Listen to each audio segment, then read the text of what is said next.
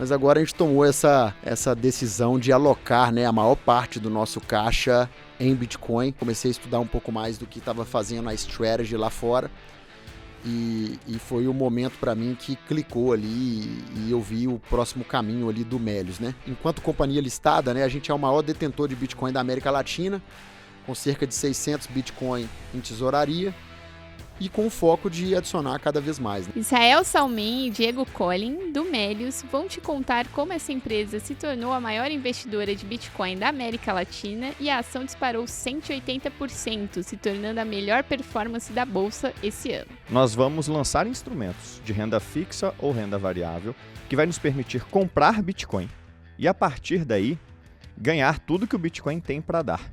1 a cada 100 pessoas entende o Bitcoin. E 1 a cada 100 Bitcoiners entende uma Bitcoin Treasury Company. Se o Bitcoin conserta o dinheiro, a gente está consertando o mercado de capitais. Ei, pessoal, antes de começar o podcast, eu tô passando aqui para você lembrar de curtir esse vídeo e se inscrever no nosso canal. Sejam bem-vindos a mais uma edição do Future of Money, o nosso podcast semanal aqui na Exame, patrocinado pela Mint, pela Sicredi e pela Sênior. Os meus convidados de hoje são especialíssimos, vieram contar tudo sobre a estratégia de investimento em Bitcoin da Melius, que é o Israel Salmen, fundador da Melius, e o Diego Collin, head de estratégia de Bitcoin da Melius. Muito bom estar aqui, Mariana. Obrigado pelo convite, uma honra. Fundei o Melius em 2011. A gente continua com o nosso negócio principal, que é um aplicativo com mais de 40 milhões de usuários, né, que gera mais de 5 bilhões de reais em vendas para as nossas lojas parceiras todos os anos. Mas agora a gente tomou essa decisão de alocar, né, a maior parte do nosso caixa em Bitcoin. E é sobre isso que nós vamos falar aqui hoje, como foi esse processo, como chegamos até aqui, como é que a gente está olhando também para o futuro. Certo. Tudo bem, Mariana? Muito obrigado pelo convite mais uma vez. É um prazer estar aqui com vocês também. E meu nome é Diego, eu sou head da estratégia Bitcoin do Melius e eu dou suporte tanto à diretoria de operações, na colocação do Bitcoin nos nossos produtos, ao Israel na elaboração da estratégia de tesouraria e na educação do mercado, na educação dos nossos acionistas e dos nossos colegas no que diz respeito ao Bitcoin e ao que a gente faz com o Bitcoin em tesouro. Então a gente tem muito assunto hoje, né? Porque o podcast do Future of Money a gente fala tudo sobre cripto e agora vocês estão aí, chegando, né? Porque estratégia de investimento em Bitcoin ali é inédito no Brasil, mas já é uma estratégia ali famosa com outras empresas, então a gente vai falar tudo sobre isso nesse episódio. Quem tá ouvindo não deve perder de jeito nenhum. Mas antes, claro, a gente vai contar um pouco de como que vocês chegaram nesse patamar, né? Tava até brincando antes da gente começar a gravar que vocês já são figuras relativamente conhecidas, né? Então, dispensa apresentações, mas vamos contar um pouco a história da Melius, como que surgiu essa ideia, como que fundou, por que quis investir em Bitcoin também, convidou esse cara aqui que se auto-intitula como Bitcoinheiro no LinkedIn. Então, contem um pouco mais sobre isso. Legal. Boa, como comentei, né, a gente fundou o Melius em 2011 e foram anos muito bacanas até aqui, muitos desafios, como qualquer empreendimento, mas sempre ano após ano ali com a empresa cada vez maior, com mais clientes, né? Então tem sido uma jornada e tanto. Fizemos o nosso IPO em 2020, no final do ano. De lá para cá também grandes conquistas, mas também muitos desafios. E no ano passado a gente se viu numa posição que a gente estava com um caixa muito grande ali, relativamente grande na nossa tesouraria, né? Investido basicamente no CDI. E a companhia tinha acabado de passar por um processo de turnaround, né, para voltar a ser eficiente ali operacionalmente, geradora de caixa. Então a gente não estava com uma destinação muito clara para esses recursos que na época eram até, passava de 700 milhões de reais no caixa e a gente não tinha nenhum projeto ali grande o suficiente que demandaria essa quantidade de capital que a gente acabou levantando no follow-on alguns anos atrás, né? Como a estratégia da companhia mudou, esse capital ficou meio que parado ali, investido no CDI, e a gente precisava dar uma destinação para esses recursos, né? Passei boa parte de 2024 ali estudando o que fazer com esses recursos, não estava encontrando a resposta. Acabamos distribuindo mais de 430 milhões para os acionistas, sobramos ali com mais ou menos 250 milhões no caixa, e foi ali que, poxa, essa estratégia apareceu de forma mais clara para mim. Comecei a estudar um pouco mais do que estava fazendo a strategy lá fora, e foi o momento para mim que clicou ali, e eu vi o próximo caminho ali do Melius, né? Acho que é importante falar que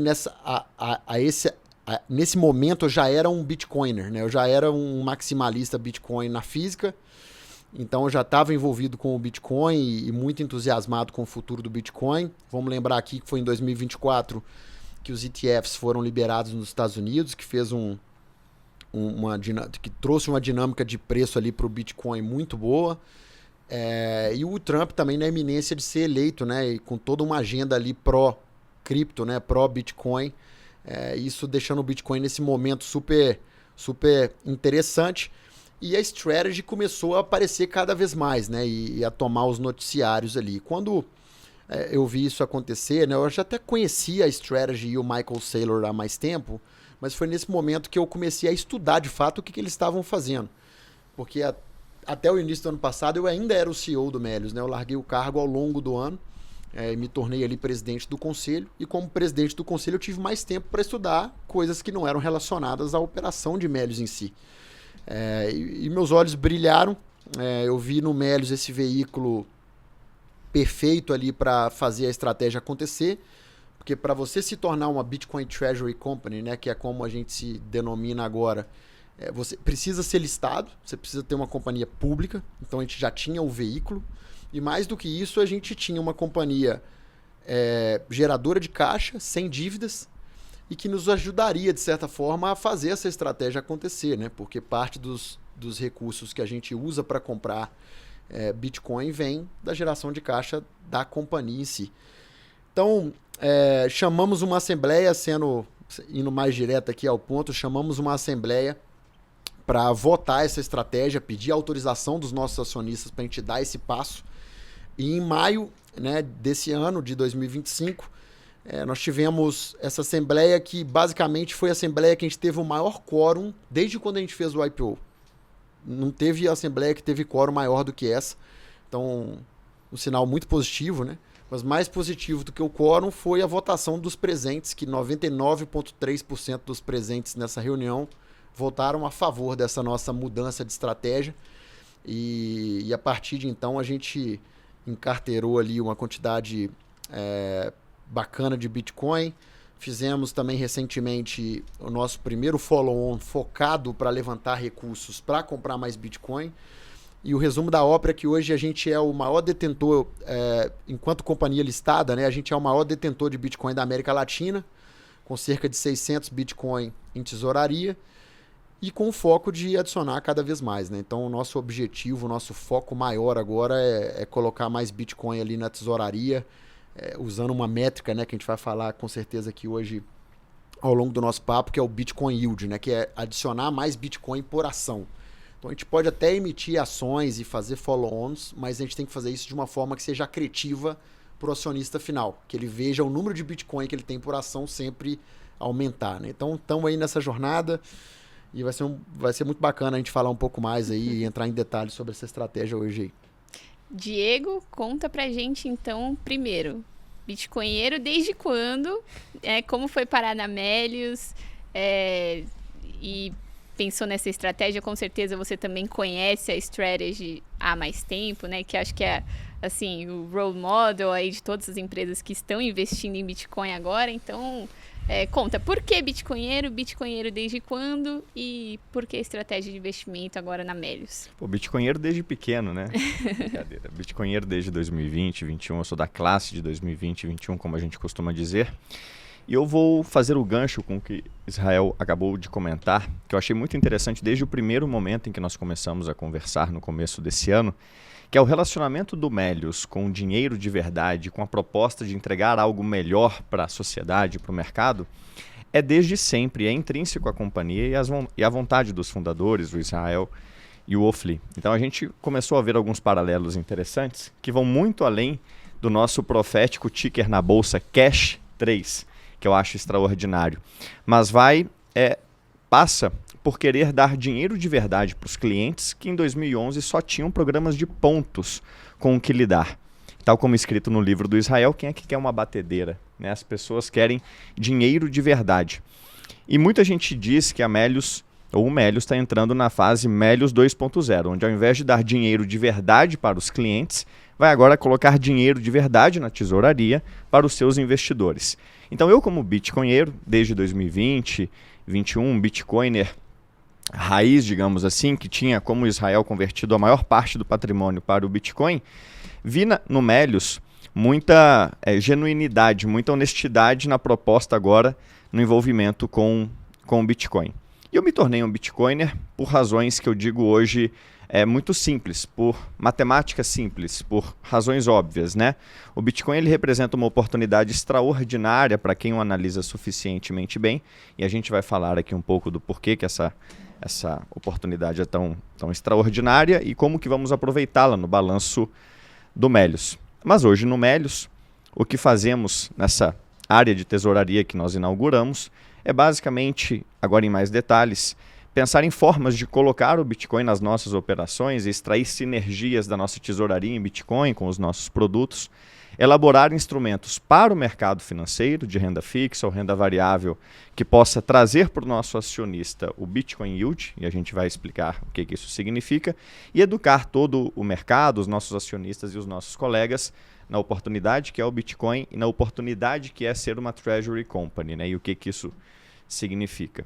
Então, me senti muito honrado de poder conectar o Melius a toda a comunidade geral, o Bitcoiner, e o que foi uma conexão absolutamente fácil de ser feita, porque o top management se tornou de Bitcoiners, né?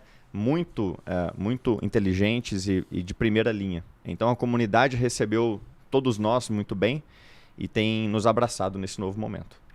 Ótimo. E aí você falou sobre Bitcoin, Treasury Company, a gente fala muito sobre isso também nas nossas matérias na Exame, né, que quem acompanha já conhece, mas acho que vale também a gente contextualizar um pouco sobre o que significa esse termo, por que vocês estão já se intitulando dessa forma, que é uma empresa listada em bolsa que traz o Bitcoin ali para sua estratégia de tesouraria. Mas aí como é que funciona essa estratégia, principalmente falando de Melius, né? Como que foi desenvolvida essa estratégia, e até queria saber mais detalhes, porque eu achei super surpreendente você trazer aqui, Israel, que foi aprovado ali com 99% ali dos votos.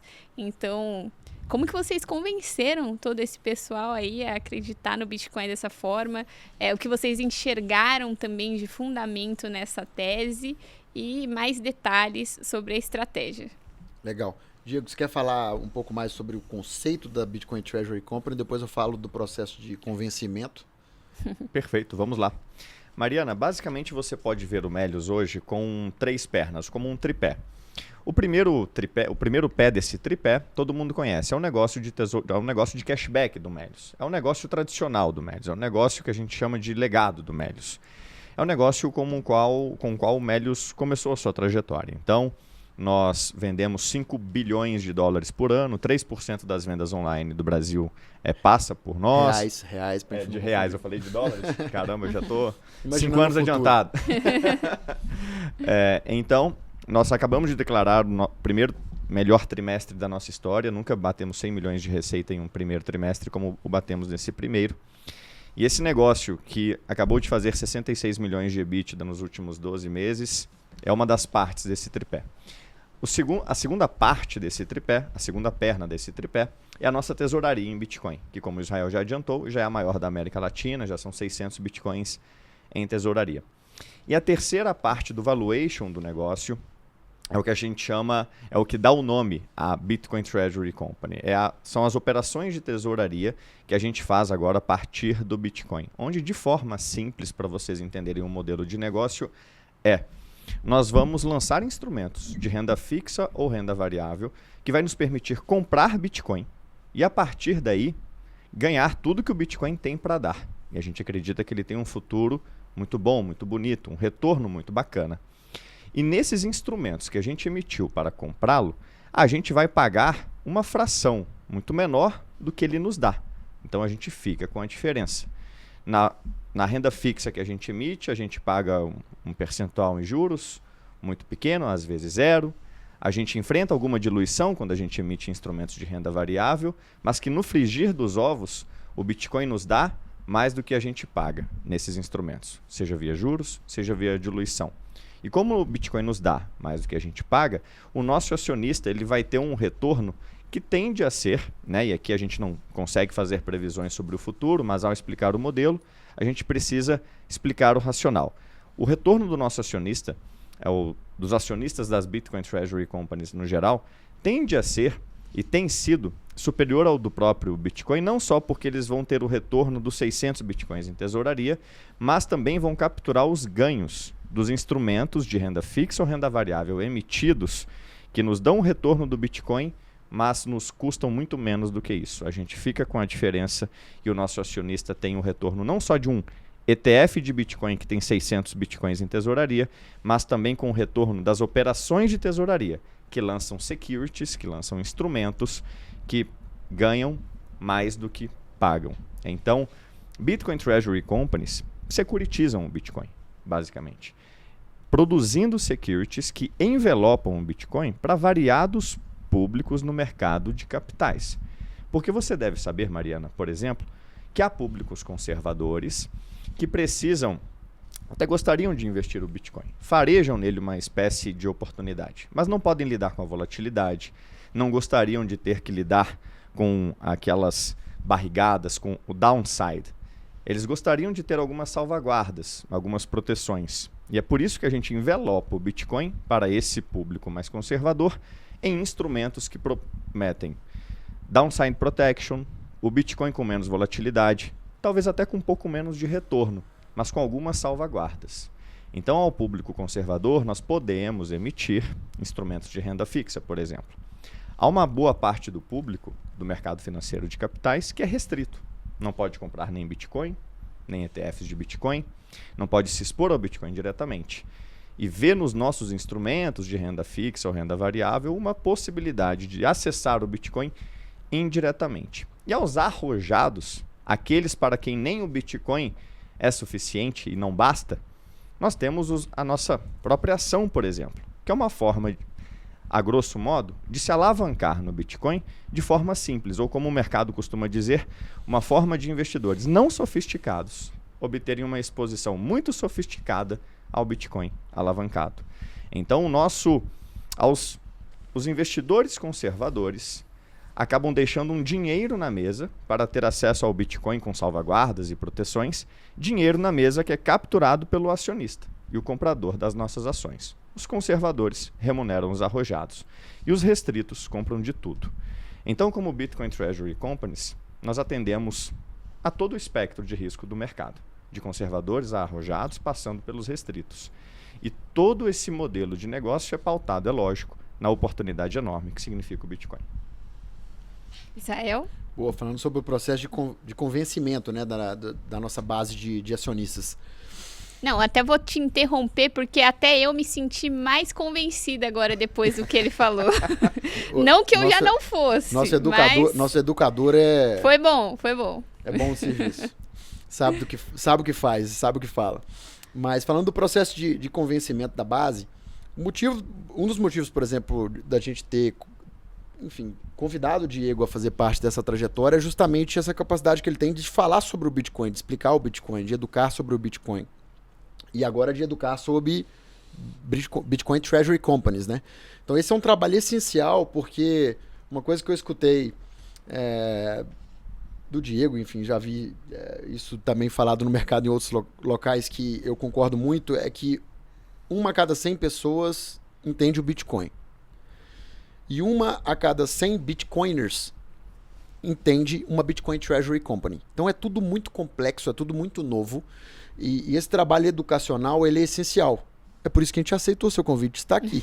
Porque é justamente esse tipo de conexão que a gente consegue ter com o mercado que a gente usa para fazer o educacional. Então, no momento que a gente deu o primeiro passo, né, lá em março, que a gente alocou apenas 10% do nosso caixa em Bitcoin, a gente começou a participar de uma série de podcasts, a gente começou a falar mais sobre isso em divulgações de resultado, as nossas redes sociais, principalmente o X, ficaram mais ativas para falar sobre esse assunto. A gente começou a ser convidado, enfim, para dar entrevistas para alguns portais que não nos procuravam, já tinham muitos anos. Então, tudo isso tem sido usado nesse processo de convencimento e educação da nossa base de acionistas, mas nada foi tão forte para fazer o educacional como a reação da nossa ação desde o dia que a gente começou a fazer a estratégia. Então, no momento que a gente começa a fazer a estratégia em março, a gente já vê a nossa ação acordando, depois de um coma de 3 anos, né, que ficou de lado, enfim, valendo praticamente nada, valendo caixa, com baixo volume, nenhum interesse dos investidores. Nossa ação acorda desse coma e de lá para cá, enfim, o desempenho da nossa ação no ano está próximo de 180%. Então, ao longo dessa alta, houve o convencimento natural, porque as pessoas começaram a se perguntar, mas como assim? Por que isso está acontecendo? E aí elas começavam a estudar o que eram as Bitcoin Treasury Companies fora do país, que foi o que a gente fez para ganhar a nossa convicção, né? Então foi um processo mais fácil do que eu imaginava que seria. Essa que é a verdade. Achei que daria mais trabalho para convencer a base, mas o negócio acabou se tornando uma profecia ali quase que autorrealizável, porque a dinâmica de preço fez com que esse desejo de aprender mais dos acionistas fosse intenso e eles fizeram esse dever de casa, e, enfim, têm estudado a tese e estão super entusiasmados agora conosco.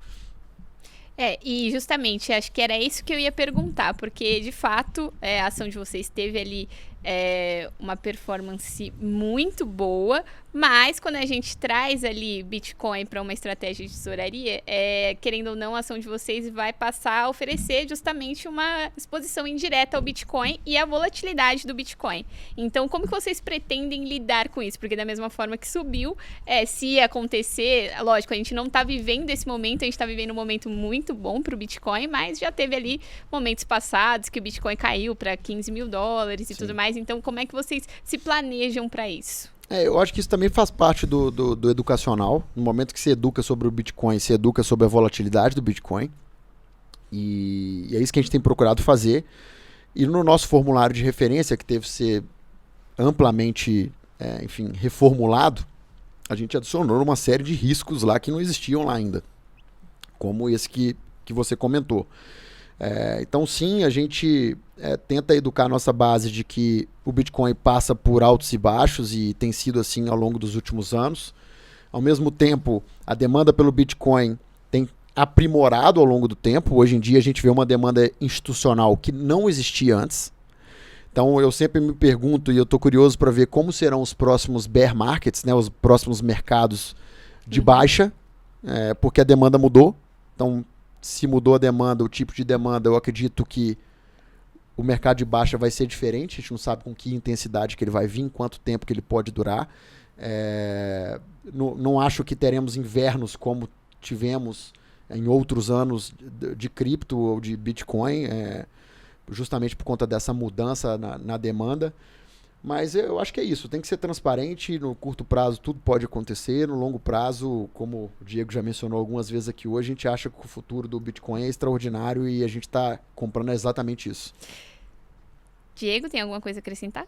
Eu acho que é um bom ponto a ser feito, Mariana, que o cálculo de preço da nossa ação, você pode enxergar a partir de agora como uma multiplicação de 3 coisas. Essa é uma outra perspectiva diferente daquela sobre a qual falávamos do tripé. Agora eu vou colocar de uma outra forma e você use a que achar mais adequada. Pense que o preço da ação do Melius é uma multiplicação de 3 coisas. Pense na ação do Melius como uma bolsa que tem bitcoins ali dentro. E hoje nós anunciamos 527 satoshis por ação, ou coisa assim, são 600 bitcoins para 112 milhões de ações. E fica uma forma simples de você ver. Então preste atenção no raciocínio. O preço da nossa ação em reais, ele é uma derivada de 3 multiplicações.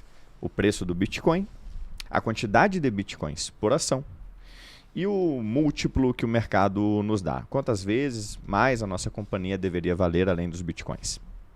Então, preço do Bitcoin vezes quantidade de Bitcoins por ação vezes o nosso MNAV, que é o múltiplo sobre o NAV de Bitcoin. Uma coisa vezes a outra é igual ao preço em reais. O bear market ou bull market, o preço do Bitcoin no geral, ele é só a primeira perna.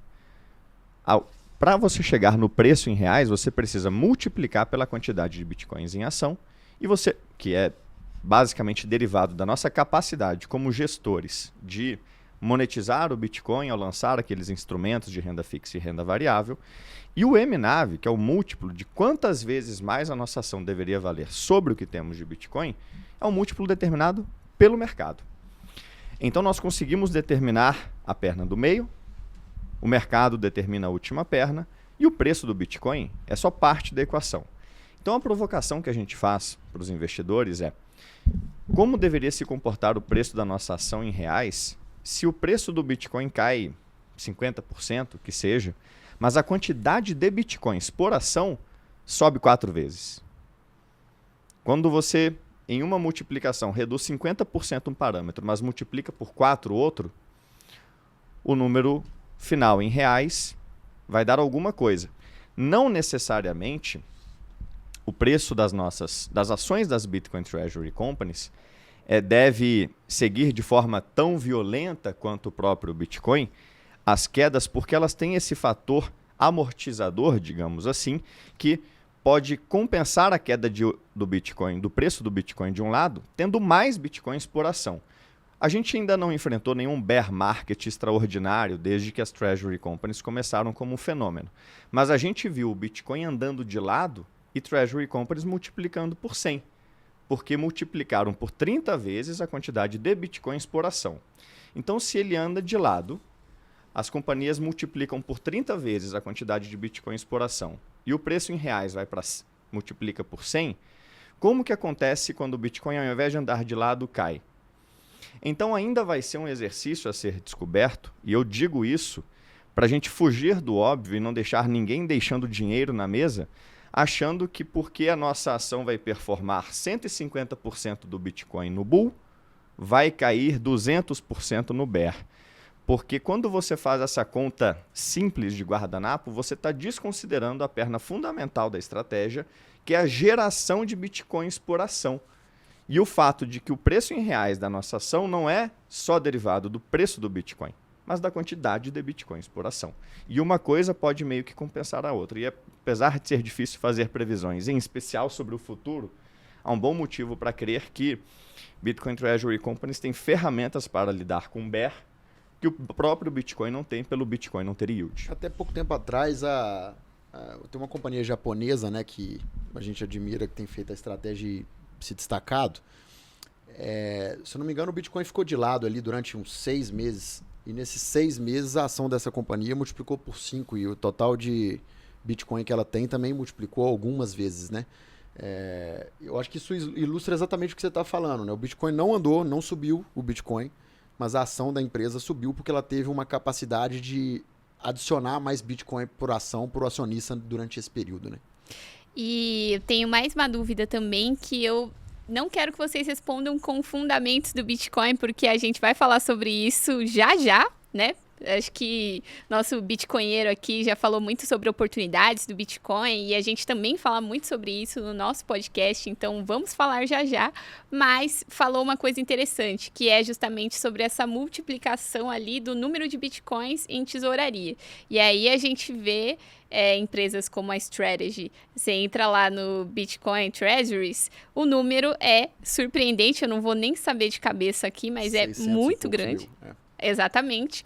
E não sei quantos meses que vocês já estão fazendo essa estratégia, mas não são tantos meses assim e já são a empresa que mais tem Bitcoin na América Latina. Até é um destaque ali, foram pioneiros e tudo mais. Então, foi muito rápido para vocês. E aí eu quero saber se pretendem continuar comprando. Já entendi que sim, mas de que forma, com que intensidade pretendem continuar comprando Bitcoin? E o que vocês estão planejando sobre isso? Lógico, sem falar que o Bitcoin é uma moeda muito legal, porque a gente vai falar sobre isso já já. Eu quero saber de estratégia. Não, legal. O Diego falou também sobre essa questão dos produtos, né? Recentemente a gente fez um follow-on, e esse follow-on, o investidor que comprou esse nosso follow-on e colocou dinheiro nesse follow-on, ele ganhou 5 séries de direitos de subscrição para comprar mais ações da empresa em preços específicos, em prazos específicos. Então, de certa forma, é uma opção de compra que nós demos para esse investidor do follow-on de graça. Isso não deixa de ser um instrumento, que é um dos instrumentos que o Diego mencionou. Se o preço da nossa ação estiver acima do valor de conversão desses direitos de subscrição em ação no momento do vencimento, a gente capta mais recursos para comprar mais Bitcoin. Então, com a estrutura que a gente já tem hoje de pé, a gente vai ter, ao longo dos próximos meses, 5 oportunidades de levantar mais dinheiro, e isso vai fazer com que o nosso número de Bitcoin também aumente ao longo do tempo, né? Então, isso já está contratado, vai depender de fato da performance da nossa ação, e a gente coloca esse dinheiro no caixa e compra mais Bitcoin com ele. Fora isso, o trabalho de uma Bitcoin Treasury Company é justamente sempre estar avaliando o mercado, seja para avaliar um novo follow-on, seja para construir algum tipo de dívida conversível, que é o que tem sido feito lá fora. Então, o nosso papel é esse, é estudar isso e estar sempre de olho nesses instrumentos. Como companhia aberta, a gente não pode dar nenhum tipo de informação que ainda não seja 100% pública, né? Mas eu acho que uma informação que é pública é esse nosso compromisso de buscar esses instrumentos a todo momento e ser rápido com isso, né? Para que a gente conseguir realmente colocar mais Bitcoin da forma mais rápida possível e accretiva possível para o nosso acionista. Então, isso daí faz parte do meu dia a dia, do dia a dia do Diego, enfim, do dia a dia do nosso time de RI, é algo que a gente está... É o nosso foco, basicamente. Uma forma poética de colocar isso que o Israel comentou, que nós bitcoiners adoramos, é que se o Bitcoin consertou o dinheiro e restaurou o direito à poupança, né, numa forma superior de propriedade, o que Bitcoin Treasury Companies como nós estão fazendo é consertando o mercado de capitais, lançando instrumentos de renda fixa e renda variável em melhores condições de risco e retorno do que os hoje presentes no mercado, muito porque temos esse superpoder, essa assimetria de informação, esse privilégio de conhecer e acreditar no Bitcoin como um ativo ainda desconhecido para o mercado em geral. Então, o mercado de renda fixa e renda variável global enfrenta uma situação de produtos ruins, pagando menos do que, às vezes, a inflação oficial, muito menos do que a gente considera a verdadeira inflação, que é a taxa com a qual as moedas são diluídas, e nós monetizamos essa assimetria, onde a gente entende o Bitcoin como ferramenta, como solução para isso, e lança produtos cuja demanda está evidente. Então a gente vai consertando o mercado de capitais no mundo cada vez mais precisando de produtos que efetivamente ofereçam proteção contra a diluição da moeda, contra a inflação, proteção contra a proteção do capital mesmo. Então essa é a forma de ver o complemento das coisas. Se o Bitcoin conserta o dinheiro, a gente está consertando o mercado de capitais.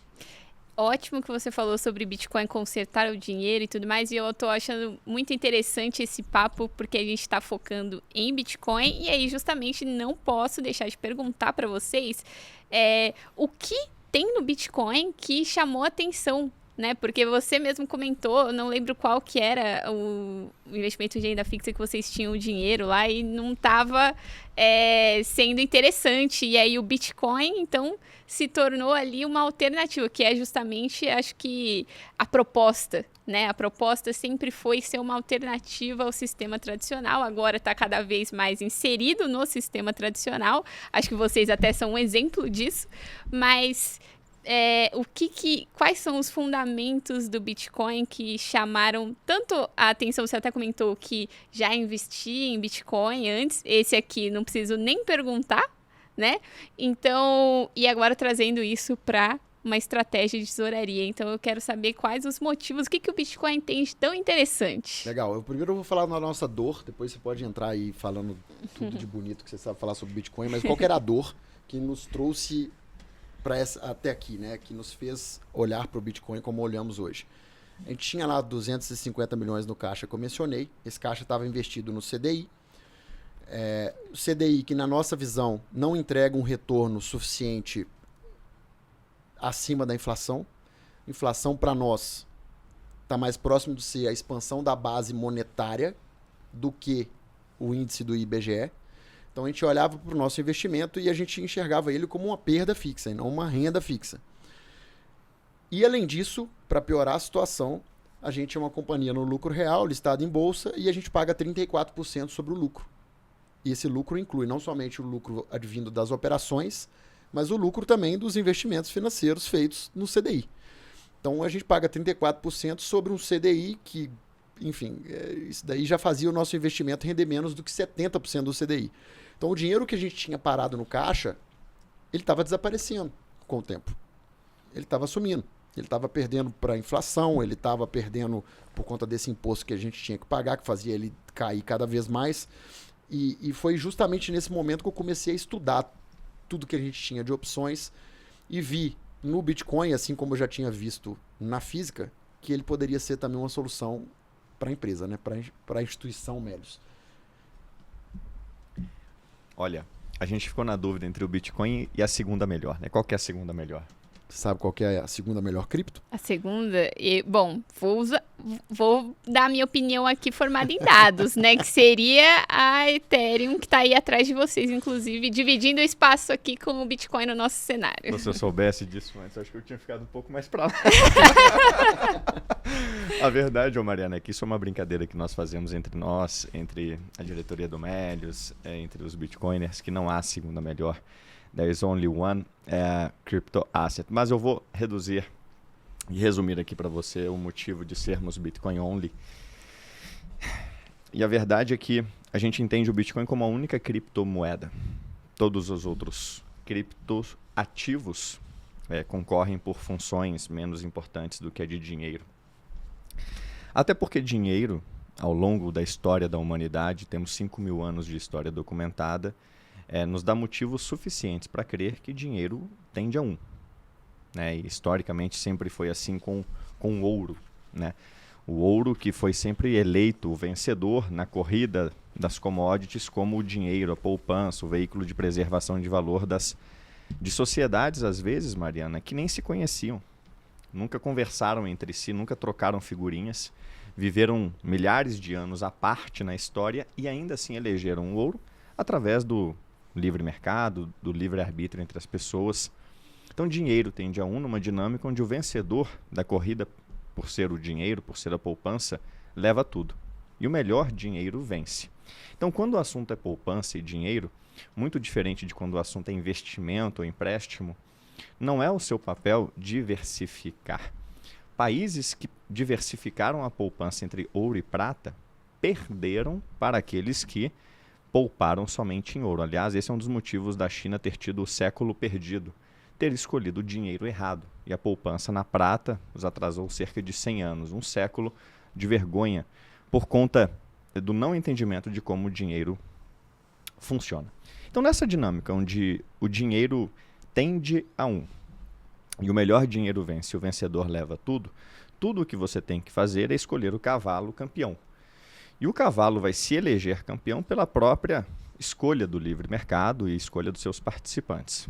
Quando surge o Bitcoin, eventualmente o mercado percebe que ele é o dinheiro aperfeiçoado, o ouro digital, o ouro 2.0, um dinheiro melhor que tende a levar tudo. Tudo o quê?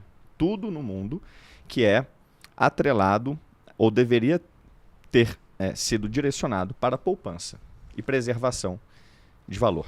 Então eu vou dar uma continha básica aqui para vocês que dizem respeito um pouco do tamanho da oportunidade que é o Bitcoin.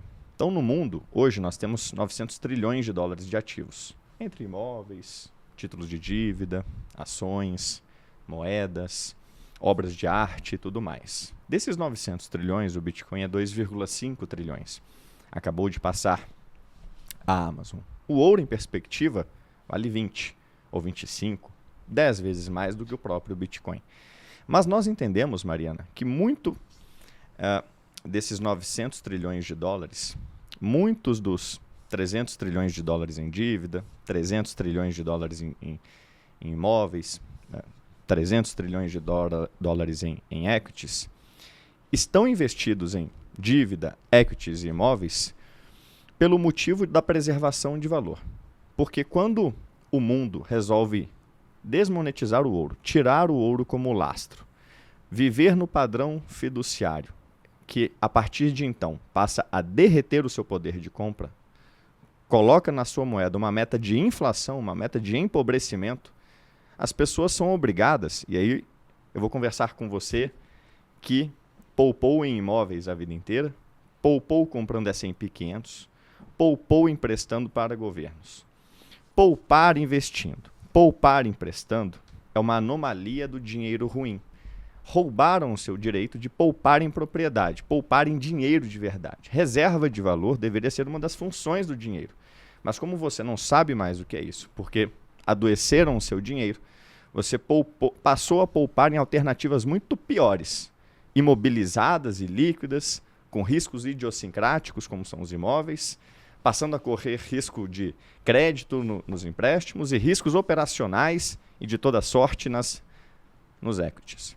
Quando o Bitcoin surge, ele começa a capturar todo o prêmio monetário de formas concorrentes e piores de poupança para o longo prazo. E todo aquele dinheiro que foi para imóveis, ações e dívidas, com o único objetivo de preservar o valor do capital de pessoas que não eram investidoras, pessoas que nunca quiseram ter 10 imóveis, pessoas que nunca quiseram comprar ações, estudar ações, balanços e divulgações de resultado e acompanhar o noticiário. Às vezes você é um advogado, às vezes você é um dentista, às vezes você é um professor. E tudo o que você queria era preservar o seu valor. E, no entanto, lá estava você com o seu assessor tendo que emprestar para o governo, comprar uma ação ou comprar um imóvel.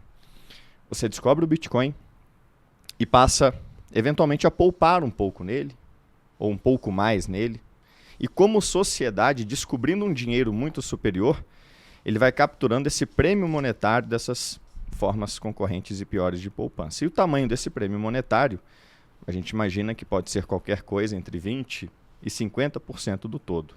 Então, cada um faz a sua conta de qual que é o tamanho do prêmio, de quanto tempo o Bitcoin vai levar para chegar lá, mas o espectro onde você pode mexer com esses parâmetros e ainda assim o Bitcoin ser uma oportunidade extraordinária é grande. Ou, posto de outra forma, de qualquer forma que você brinque com os números, o Bitcoin parece uma pechincha. Eu ia até perguntar se... A minha próxima pergunta já acabou, porque eu ia até perguntar se existia a possibilidade de colocar outras criptomoedas na estratégia de vocês. Então, tá eliminada essa possibilidade. Eu diria que a gente precisa de uma fonte sustentável e confiável, de volatilidade e performance. E pela natureza de como o dinheiro funciona, a gente entende que todos os outros criptoativos, ou até mesmo todos os outros ativos disponíveis para investirmos como empresa, tendem a valer menos quando precificadas em Bitcoin. Pois para um mundo cada vez mais abundante, com cada vez mais dívida, cada vez mais imóveis, cada vez mais ações, a gente vai ter para sempre a mesma quantidade de Bitcoins.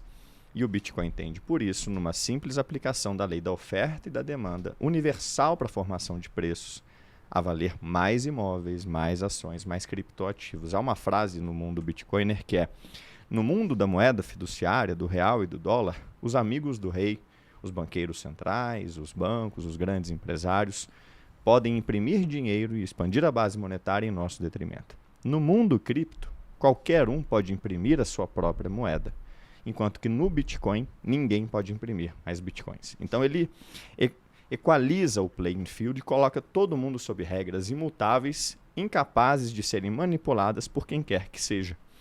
Então ele é único em vários aspectos, esse eu acho que é um dos mais interessantes. E uma coisa que eu achei interessante também é que em toda a nossa conversa aqui, a gente falou muito de Bitcoin, mas a gente também falou de outros investimentos que a gente considera ali mais renda fixa, né, mais estáveis, menos voláteis que o Bitcoin, né? Muita gente, como você mesmo falou, quando quer construir o seu próprio patrimônio, compra casas, apartamentos, investe ali no CDI. E a gente está falando de uma criptomoeda que trouxe ali uma proposta muito disruptiva e que eu acho até que para o investidor de ações, talvez seja ali volátil demais ou novidade demais. E aí, como que vocês consideram o Bitcoin nesse patamar, então? Principalmente agora pensando que quem investe em ação da Melius também tem exposição ao Bitcoin, né? Será que é esse investimento volátil demais? Recomendado ali 1% da carteira? Como que vocês enxergam isso? Acho que aqui pode entrar muito bem uma analogia que o Saylor trouxe ao mundo e que nos serve para explicar situações e perguntas como essa, que é de Bitcoin Treasury Companies como uma refinaria de Bitcoin, fazendo com o Bitcoin o que o Rockefeller fez com o petróleo, refinando uma commodity bruta e a princípio tida como inconveniente em diferentes níveis de refino para diferentes perfis de compradores. Então o Rockefeller pegava o petróleo e refinava para indústrias mais conservadoras, simples e brutas, como a do asfalto, que precisa de pouco refino e pouca sofisticação, até a indústria da querosene, da aviação civil, da aviação militar, que precisa de variados níveis de refino do petróleo. Troque o petróleo por Bitcoin, o Rockefeller pelo Melius, pelo Michael Saylor e a ExxonMobil ou as petroleiras pelas Bitcoin Treasury Companies, que vão pegar o Bitcoin, uma commodity, tal como reconhecida pela CFTC americana, bruta, tida como inconveniente, sem valor, volátil para muitas pessoas, e vai refinar em diferentes níveis de refino para diferentes perfis de investidores no mercado de capitais. Então, recapitulando o que falávamos há pouco, nós vamos envelopá-lo, por exemplo, em produtos de renda fixa com perfis de volatilidade bem baixos. Acho que dá para dar o exemplo até da Strategy, né? A Strategy, por exemplo, ela ficou muito famosa e alavancada no mundo dos negócios, muito pelos seus produtos de dívida conversível, por exemplo.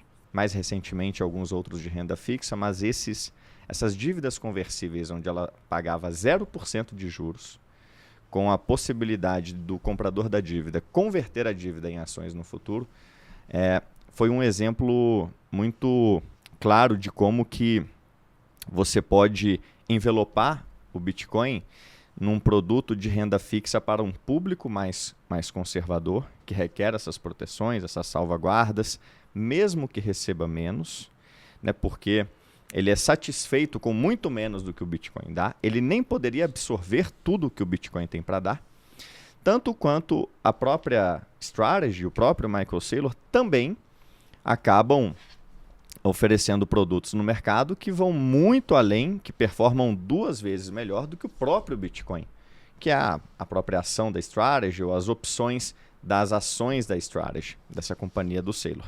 O que eu quero dizer, Mariana, voltando para a analogia da refinaria, é que nós podemos envelopar produtos no mercado que vão performar de 10% do que o Bitcoin dá, com 10% da volatilidade que ele tem, até produtos que vão dar 150% do retorno e 150% da volatilidade, e tudo entre um e outro. Então Bitcoin Treasury Companies basicamente oferecem um menu, um cardápio para investidores que vão ter recortes diferentes, múltiplos diferentes daquela nossa commodity.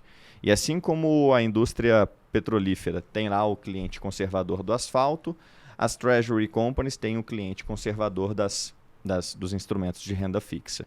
E assim como os petroleiros têm o comprador super arrojado da aviação civil, a gente tem o comprador super arrojado das nossas opções, dos instrumentos que monetizam a nossa volatilidade e são absolutamente voláteis, muito mais voláteis do que o próprio Bitcoin.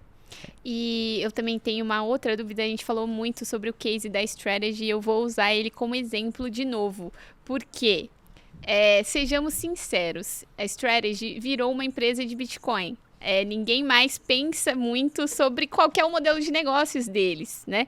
E queria saber, então, para Melius, qual vai ser o espaço que o Bitcoin vai tomar da empresa, né? Existe a possibilidade de se tornar algo parecido com a Strategy, um foco maior em Bitcoin, ou ainda existe ali uma intenção de equilíbrio? Como que funciona isso?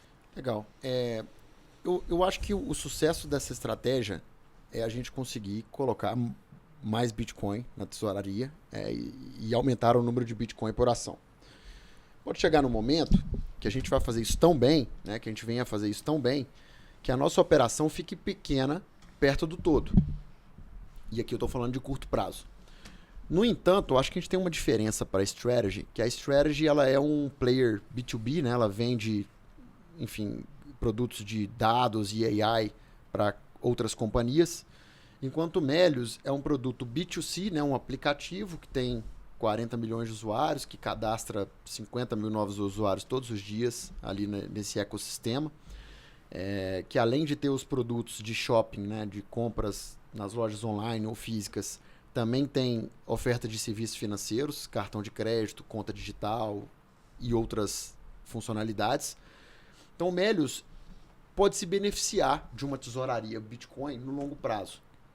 Como, por exemplo, oferecendo para a nossa base de 40 milhões de usuários produtos, né, financeiros de alguma forma lastreados no Bitcoin. Então isso é algo que pode acontecer no futuro, a gente não está fazendo nada disso agora, mas ter esse relacionamento com o usuário nos dá essa opcionalidade. A empresa está gerando caixa, o caixa vai ser usado para comprar mais Bitcoin, está alinhado com a nossa tesouraria, mas no futuro isso pode se conectar de uma forma muito mais profunda no mundo, no padrão Bitcoin, que é o que na nossa visão a gente está caminhando.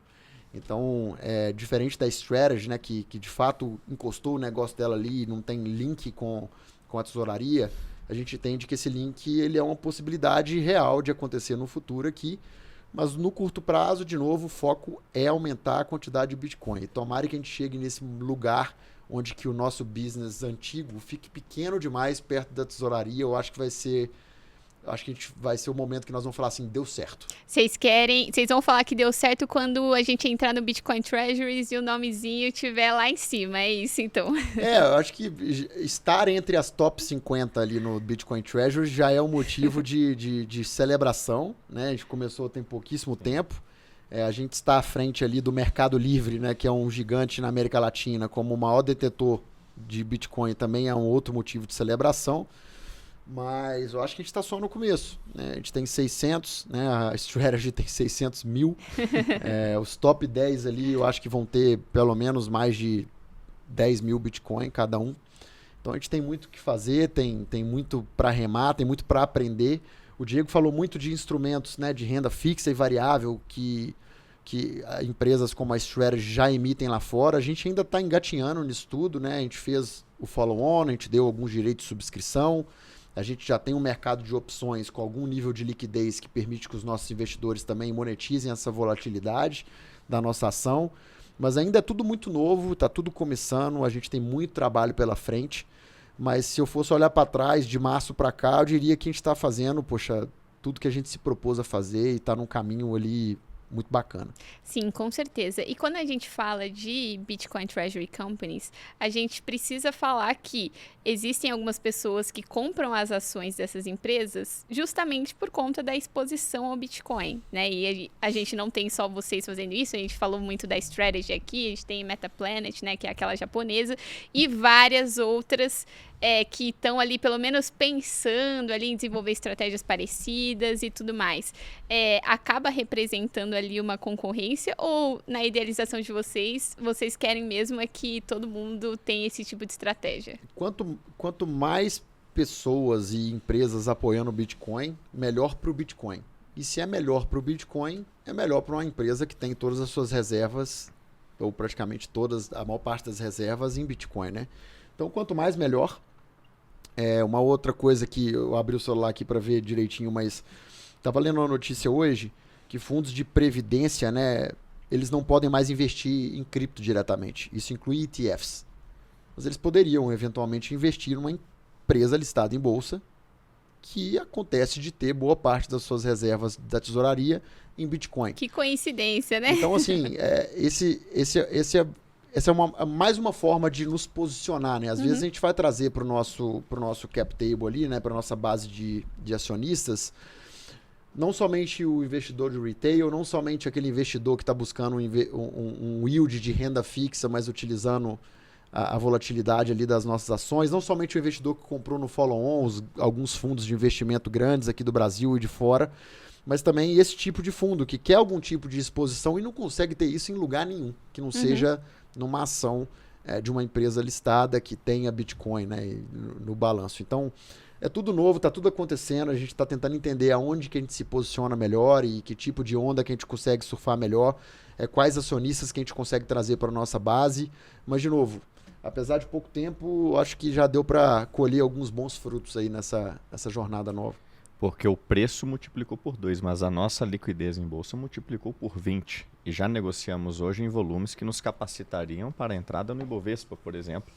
O que é um marco de toda a Bitcoin Treasury Company, porque uma vez no Ibovespa acontece, ou em qualquer índice de relevância, tal como aconteceu com a Strategy na inclusão no Nasdaq, acontece uma bola de neve começa a acontecer. Porque uma vez que você entra no índice, você passa a ter compradores forçados, que compram a qualquer preço, sem fazer conta. E o que a gente faz com isso? A gente transforma esse volume comprador num descolamento do que a gente tem de bitcoins em tesouraria. Afinal, eles estão comprando a ação. Nossa, não estão comprando o Bitcoin. A ação sobe para o mesmo NAV, com a mesma quantidade de bitcoins em tesouro. E nós colocamos a nossa máquina para girar, emitindo ações como emitimos agora, comprando mais bitcoins com a emissão dessas ações. Mas é isso. Faço das palavras do Israel as minhas, queria colocar essa perspectiva. Não, com certeza. A gente está chegando no final do nosso tempo, né? Acho que foi um papo super construtivo. Agradeço super a oportunidade de poder destrinchar um pouco essa estratégia de investimento em Bitcoin diretamente com quem está fazendo isso. Mas, antes da gente terminar, a gente tem a última pergunta, que é o Momento Mint, a pergunta da nossa patrocinadora, a plataforma cripto do BTG Pactual. E eu queria saber de vocês quais são as perspectivas que vocês têm para o mercado cripto, para o Bitcoin, para as empresas que investem em Bitcoin, qual que é o cenário ali? Legal. Gostei que ela já mudou a pergunta, que ela saiu do cripto e foi pro Bitcoin já tá se tornando uma maximalista junto conosco, né? A última vez que eu entrei no portal bitcointreasuries.net, né, eu vi que nos últimos 30 dias surgiram mais de 20 companhias listadas que estão ali entesourando o Bitcoin, né? Então, e recentemente a gente estava no evento da Strategy em Orlando, né, com o Michael Saylor dando algumas palestras lá e ele falava que hoje nós temos 150, 200 empresas listadas com Bitcoin no balanço e que há um ano atrás eram 5 ou menos do que 5 e que no ano que vem pode ser que sejam 10 mil ou pode ser que sejam 20 mil.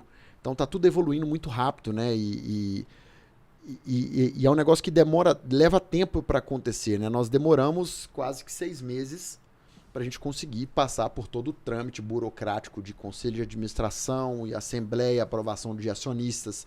Então eu acho que tem um movimento, que eu não vou nem chamar de silencioso, porque toda hora surge uma nova, mas existe um movimento acontecendo que às vezes a gente não está vendo, mas de muitas empresas se preparando para se posicionar nesse ativo, que é o Bitcoin.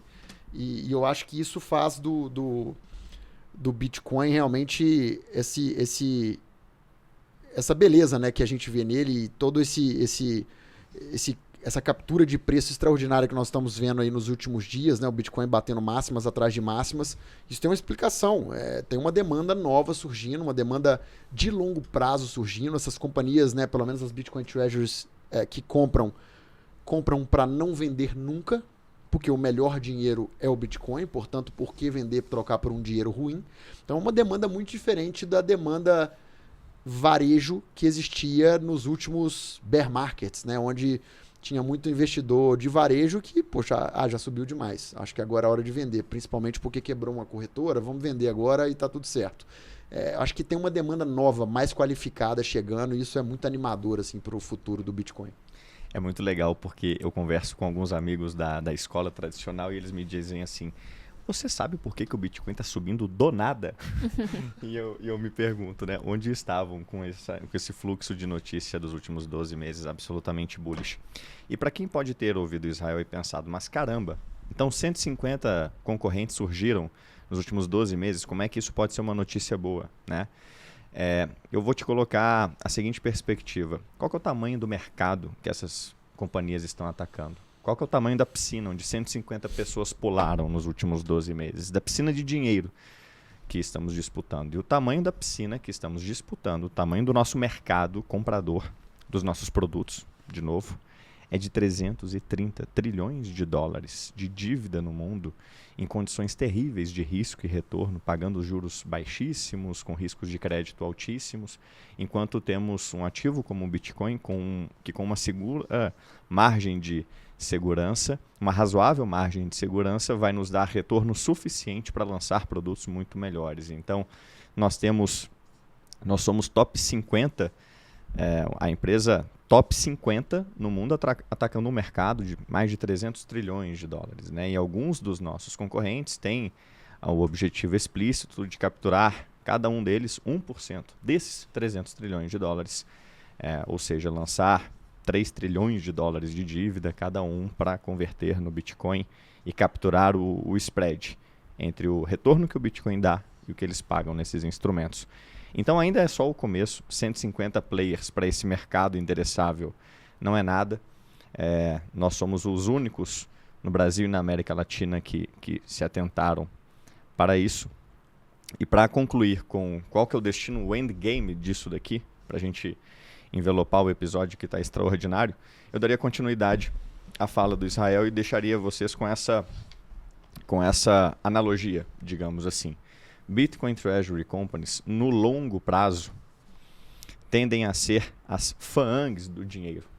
Facebook, Amazon, Apple, Netflix, Google. E faremos com o Bitcoin o que essas companhias fizeram com a internet. Elas usaram a internet como plataforma global para vender produtos de informação no mundo inteiro por um custo marginal mais baixo. Privilégio que as instituições financeiras nunca tiveram, porque o dinheiro nunca teve uma internet própria. É por isso que o JP Morgan não está aqui e é por isso que o BTG não está lá nos Estados Unidos, não de forma relevante. E bancos atuam de forma nichada. É por isso que as empresas de internet passaram as financeiras no topo da cadeia alimentar dos negócios e se tornaram as maiores empresas, posto que sempre foi ocupado pelas financeiras. Quando surge o Bitcoin e as Bitcoin Treasury Companies, nós nos posicionamos para recapturar o topo da cadeia alimentar do dinheiro e oferecermos serviços financeiros Bitcoin nativos no mundo todo, por um custo marginal próximo de zero, uma vez que a gente já tem o Bitcoin e o Bitcoin é global. Então, Bitcoin Treasury Companies tem um negócio enquanto o CAGR do Bitcoin for superior ao custo de capital do mercado financeiro tradicional. Em outras palavras, enquanto o mercado financeiro tradicional aceitar menos do que o Bitcoin dá. A partir do momento em que o Bitcoin venceu e todo mundo já poupa no Bitcoin, não aceita nada menos do que ele dá, porque ele virou a poupança e ele virou o novo ouro, nós migraremos então para o formato de Bitcoin Native Financial Company, no que o Melius tem a marca forte, o know-how de serviços financeiros, distribuição de varejo, aplicativo e basicamente a época que isso acontecer, 30 anos de experiência. Então, acho que é para lá que caminhamos e é um futuro extraordinário. Muito bom, gostei muito do papo, acho que foi uma super oportunidade. Muito obrigada por terem aceitado o nosso convite, né? Acho que, infelizmente, a gente vai ter que encerrar, senão a gente continuava até amanhã, mas não posso deixar de pedir para quem está escutando, seguir a gente nas redes sociais, se inscrever no nosso canal, acompanhar as nossas matérias também no site da Exame e se tiverem algum contato ali de Melius para passar, a hora é agora. Eu acho que as nossas redes pessoais ali no X, principalmente, onde a gente está mais ativo, o meu é @IsraelSalmen. Diego Collin, KOLLING, e no Melius, @MeliusBitcoin. Ótimo, muito bom, gente. Muito obrigada. A gente vai ficando por aqui. Obrigado, Mariana. Obrigado, Mariana.